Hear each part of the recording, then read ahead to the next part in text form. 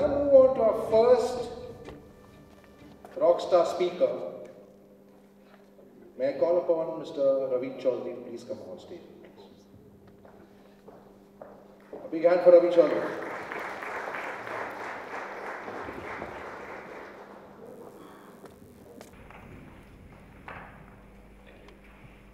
That's a chair for you over there. Okay, fine. So Mr. Ravi Chaudhry has been a strategist in the corporate sector for years and now is the chairman of the CeNext Consulting Investment Ltd. He's now trying to work with various people in the network like iCongo, the National Network for India, and various other networks that we work with to see how could we use strategy to bring about transformation in the way citizens act towards governance here. He's going to speak about reinventing leadership to transform India. That's the theme of his topic. And over to Mr. Ravi Chaudhry, please. Thank you, Jenny. Thank you very much. That man can live without air for a few minutes, without water for a few days, without food for a few months, and without thinking forever.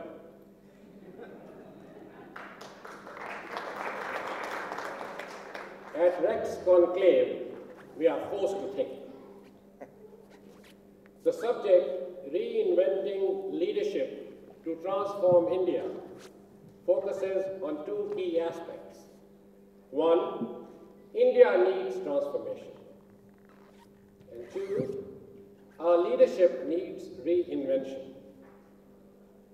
Most of the dialogue in the press and media tends to be focused on getting it right.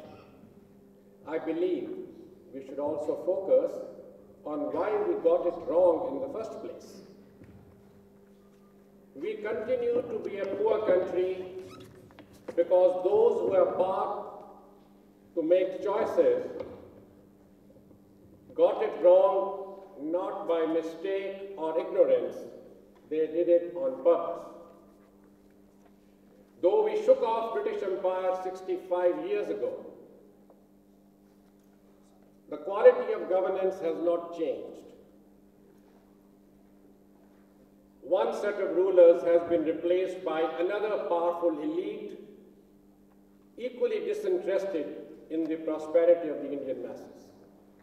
In this context, I will begin by citing 5 key facets. The first, something strange is happening in India. Despite pervasive injustice and frustration against the government, neither the media nor the elite have continued this upsurge of the dialogue. Unlike in Mahatma Gandhi days, the struggle has not been pursued. And I believe that the elite of India has let India down because the status quo is tilted in their favor. Second, our constitution created inclusive political institutions so that they lead to inclusive economic institutions. Sadly, business politics nexus has outmaneuvered the essence of constitution and created extractive economic institutions where technology and education lag behind. Because the moment you encourage technology and education, the status quo gets disrupted. And those in power today don't want to disrupt their power status. No political party today has transparent democracy. And I believe that a party that has no democracy internally cannot be the custodian of democracy in the country. The third factor is that India is an ideal place for confluence of civilization. In West, one can understand the arrogance or ignorance in believing that more separate the civilization than unites them. But in India, politicians have created rift between civilizations of all faiths for personal advantage. Fourth, ideology is dying. We have seen at CeNext Conclave and elsewhere that the young people today are not debating capitalist ideas or socialist ideas. Their politics is not about left or right. It's about authoritative versus collaborative, centralized versus shared, top-down versus lateral, and closed thinking versus transparent thinking. Sadly, our political class is in a stationary time capsule, ignoring it. And finally, the fifth point is that collectively, the business politics nexus has created a widely held perception that the interests of business and the interests of society are like the two tracks of a railway line. They seem to converge in the distance. In reality, they never do. Looking at what I portrayed, it's a grim picture. Quite like the feelings in the popular song Kola Gari Dil, the future is dark. But the good news is that an age is called dark not because light fails to shine, but because people refuse to see the light. We can see it if we realize that we will not go back to the world we knew. India achieved statistical GDP growth by policy decisions favoring those who made the policies. That era is over. I propose a 7-point agenda for action. 1. Our policy framework is based on trickle-down economy. I would reverse it and make it a trickle-up economy. Tax the middle class very little and tax the rich where they should be taxed. Today, people who earn crores of dividends pay no taxes. So I have proposed that taxes, I've sent it to the finance minister also, that incomes up to rupees 5 lakhs should be tax-free, and above 25 lakhs, maximum 25% tax. And the corporate tax also. Why should small companies pay the same tax as Ambani brothers? So let the tax up to 25 lakhs at least be reduced to 10% and not 30%. My second recommendation is that we encourage capital-intensive investment and give a depreciation so that the tax is reduced. Why don't we do employment-intensive encouragement? So every company that creates an additional permanent job can get twice the benefit of the minimum wage that he pays. Thirdly, microfinance rates today vary between 30 to 36%, whereas powerful people and industry can borrow at half the rate. We need parity in interest rates. Fourth, we must encourage entrepreneurial startups. Sadly, in India today, you succeed not because how good you are or how brilliant your idea is, but who you know and who you can bribe. That needs to change. And 5, we devote endless energy to FDI, foreign direct investment, little realizing that the focus should be on IDI, Indian direct investment in India. That's always 8 times more than FDI and can do more to Indian economy growth than a small FDI. 6, we must bring back scientists and technologists. We can access and implement scores of low-cost ecological technologies, which can give fresh water to every village and off-grid green power in every corner of India, provided we treat our technologists and scientists at least as well as our bureaucrats. And 7, restore respect to public service and a sense of community. All students pursuing professional degrees should be mandatorily asked to serve 3 months in a rural agri center or a rural medical care center or a rural school as a preliminary to their getting a degree. I believe these 7 things, along with the electoral reform on which Rex has already taken initiatives, will bring about a substantive change in our country. The 700 million people who are not a part of the growth story will no longer accept poverty as destiny. And I say so with confidence, because I discern the global emergence of a new fifth phase of human enterprise that's redefining the criteria of success as well as recontouring the route to success. We have seen 4 phases till now. Phase 1, strong fish eating weak fish. This was the era of Alexander the Great, the Romans, the Turks, the British, and majority of human race accepted the rule of the mighty as the privilege of living. Phase 2 was big fish eating small fish. This was with the birth of public limited company. The first public limited company in the world was East India Company in 1600. And the second one was Virginia Tobacco Company in US in 1607. This was an ingenious financial mechanism. You only put a part of your capital into business. If you win, if you make profits, you keep them. If you lose, the society will bear the losses. So this created crony capitalism. Things got so bad after 1600 that the US President Rutherford Hayes said in 1876, "We are no longer a government of the people, by the people, for the people. We have become government of the corporations, by the corporations, for the corporations." India situation is similar and worse. Phase 4 was fast fish eating slow fish. Apple, 1977, Microsoft was incorporated in 1991, Amazon in 1995, Google in 1998. Phase 5 was real intelligent, phase 4, intelligent fish eating dumb fish. This was the Indian trial of Infosys, Wipro, Embraer in Brazil, Haier in China. They discovered a new dawn. Now, why I have listed these 4 phases is to demonstrate that those who survive today are strong, they are big in substance, they are fast and responsive, and they are invariably intelligent.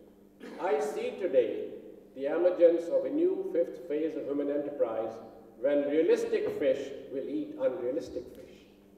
And the new realism is prompted by increased demand for social consciousness and need to function in sync with society and environment. Potent forces are speeding up the emergence of this phase, led primarily by knowledge-based society and predominance of youth in demographics, supported by social media. In each period of history, a majority of population is honest and law-abiding. The trouble in the world is not because of the deeds of the bad, but because of the silence of the good. I see a time has come now when the majority is ready to break its silence and fast-track the transformation to what I believe Pope John Paul said, life is not a matter of having more, but being more. That's why we call human beings and not human havings. While we transform this in our own lives, as leaders, we need to imbibe new traits that come from the heart. The traits which I have described at length in my book of wholeness, compassion, and transparency. This is not philanthropic talk. You have to accept it either willingly or grudgingly. I'll take the last 1 minute on explaining what I mean by wholeness. Typically, we all live under the same horizon, but we have a very small view. A good leader thinks he has a 360 view, but that's half the job. This view is from his perspective. Every decision he takes and every action he takes has an impact, intended or unintended, on a host of peripheral people. Can he get into their shoes and take a 360 view from their perspective? Therefore, the wholeness is a 720 view. That will create the inclusive growth our country desperately needs.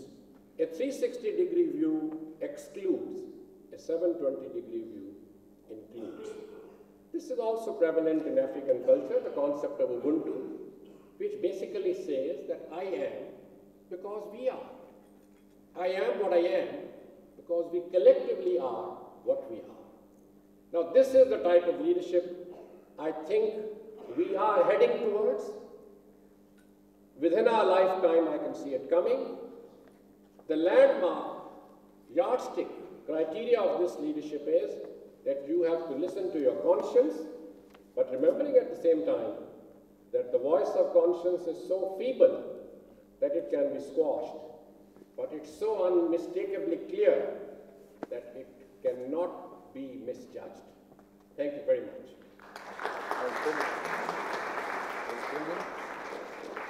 Some brilliant thoughts in there. Thank you, Mr. Ravi Chaudhry.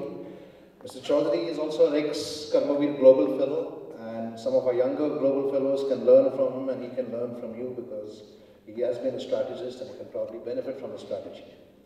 We shall have questions now for Mr. Ravi Chaudhry. Mr. Ravi Chaudhry is also the author of Quest for Exceptional Leadership, Mirage to Reality. So we'll take questions.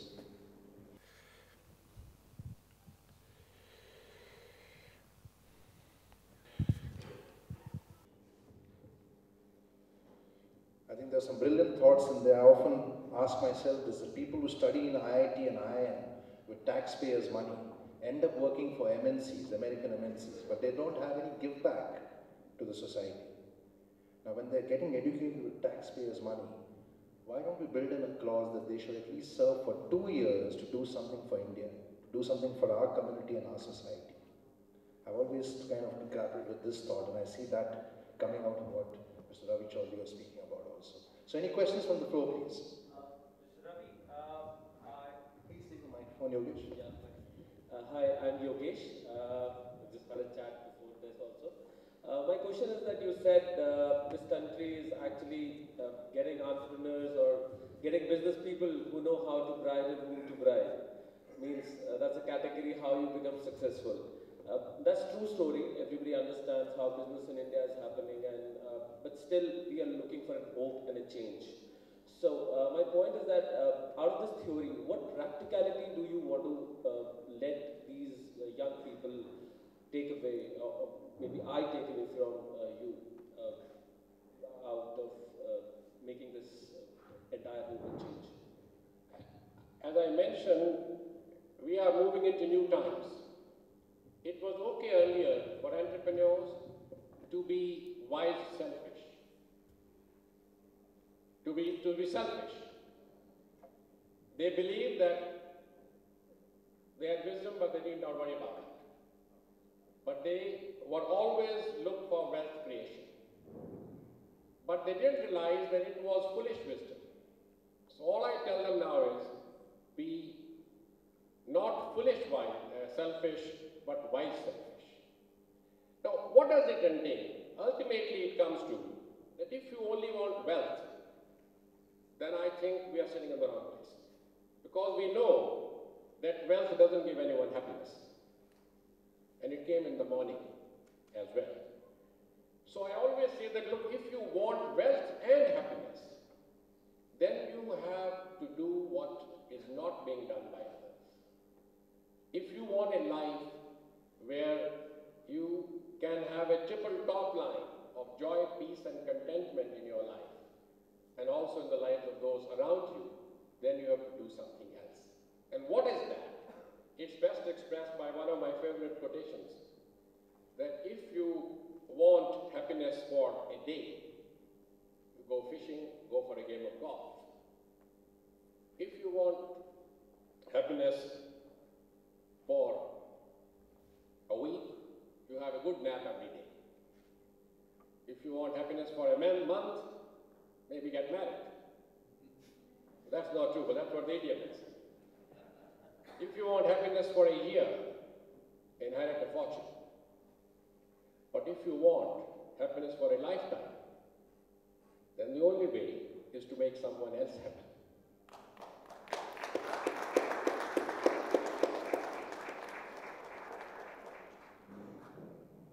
questions from the floor?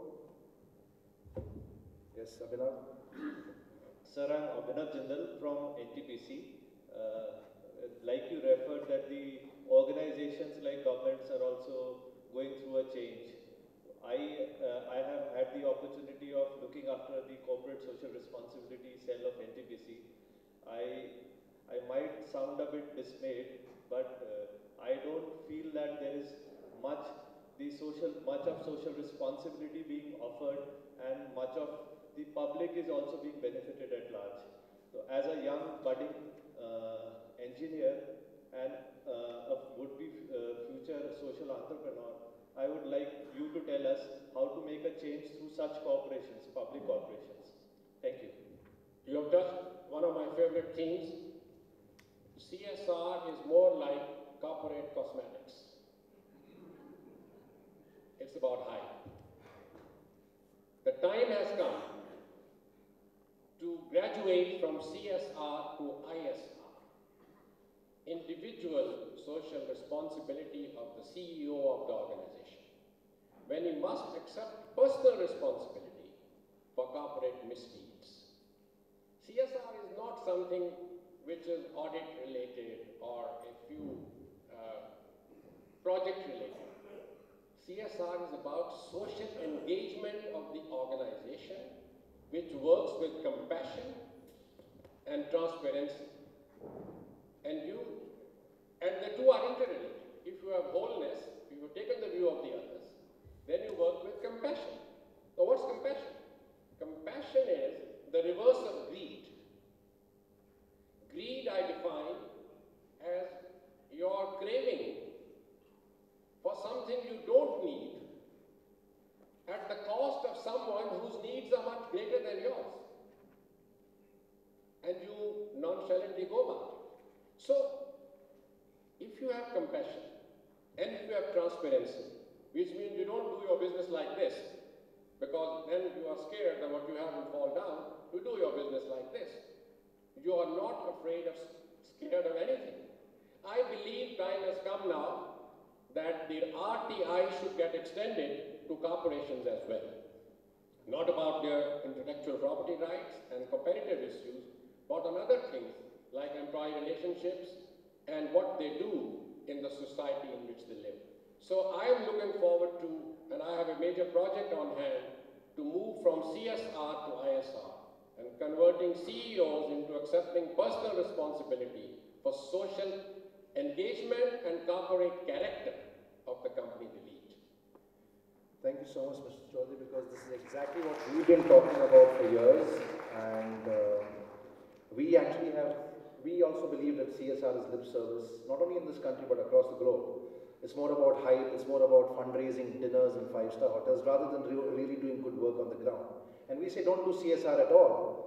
Make doing good a part of the business model. And we call it the humane capitalism strategy. And we are soon launching, along with Dun & Bradstreet, a humane capitalism index, where we shall list 100 most humane businesses and business leaders, and some top businesses may never find themselves on the list. Yeah, so thank you for that. Yeah. Any other questions, please? One more question. Yes, sir. Yeah. Hello. I am N.K. Sagar, and I run a media company which has about a dozen publications. As you said that, wholesome, transparency, compassion are the buzzwords.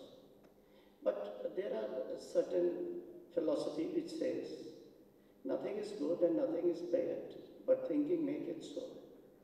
And if you, attribute the wholesome to the universal wisdom, that is also the same way you have to fight the good with the evil. So what is your philosophy for those, holistic subjects? Let me try and answer it by saying that a person has to act like a man of thought, and he has to think like a man of action. And he must, it doesn't matter what he calls the needs are. I have defined what I call the base camp traits for success, which people who are successful today have. These are physical traits, which is energy, willpower, stamina, etc. Traits of the mind, ability to visualize, conceptualize, build teams, motivate people, have perseverance, etc. These traits are okay to survive, but they will not help you leave a legacy. They will not help you become a happy person. For happiness of your own, in your own selfishness, you need to acquire a new set of traits, which are the traits of the conscience, the traits of the heart. I don't care what you call them, so long as you listen to what you believe is right. It can be in Islam, I quoted in my book, that's from all the religions, which say the same message. It doesn't matter what you call it. But so long as you listen to what your inner conscience says. And in fact, as Rumi, one of my favorite sentences of Rumi is, he said, I wish someone would gift me to me, because inside me there is enormous wealth. So if you can listen to what our heart says, one will succeed. One is not worried about what compatriots and peers and others say. That means you do things want to please them. If one competes with oneself, if one competes with being better than what one was yesterday, that is the route to doing well, to perfection or salvation or whatever you may call it, whatever the goal may be. Thank you so much, Mr. Ravi Chaudhry. Big hand for Mr. Ravi Chaudhry.